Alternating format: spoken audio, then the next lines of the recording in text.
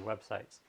And when I taught a free workshop for my local Chamber of Commerce, I issued a press release about that, which was printed word for word in my town's newspaper.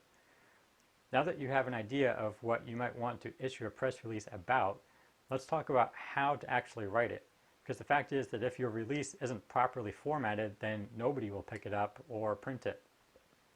The first and most important part of your press release is the headline. Your headline needs to get a reader's attention and make them want to learn more. And if you're distributing the press release online, it should also contain some keywords that people might be searching for. For example, the headline I used for my press release regarding my workshop was Farmville Chamber of Commerce to sponsor free small business marketing workshop. The next part of the press release is the summary. This should be 1 to 4 sentences long and provide a brief description of your business and the subject of the press release. Sometimes when your online press release is picked up, the only parts that will be displayed are the headline, summary, and a link that people can click to learn more. So it's critical that you get in the most important information here. After the summary comes the dateline and lead paragraph. This is basically the who, what, when, where, why, and how information. It should be about 25 words or less, and you shouldn't assume that the person reading that has already read the summary, because that summary may not always be included. The body of the press release follows the lead paragraph.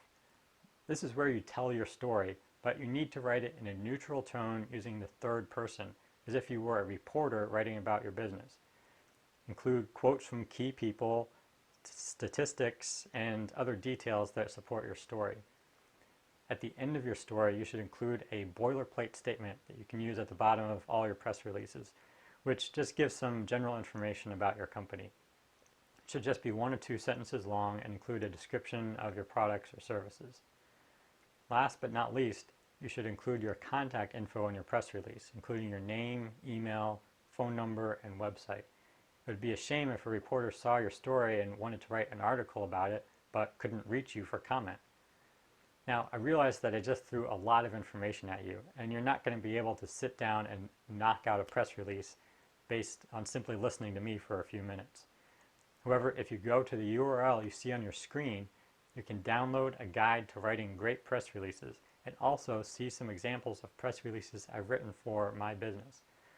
On the other hand, if you're thinking that there is no way you're going to take the time to learn how to write a good press release for your business, then tune in for tomorrow's episode of the show when I'll have on a special guest from a new service that writes and distributes press releases for your business.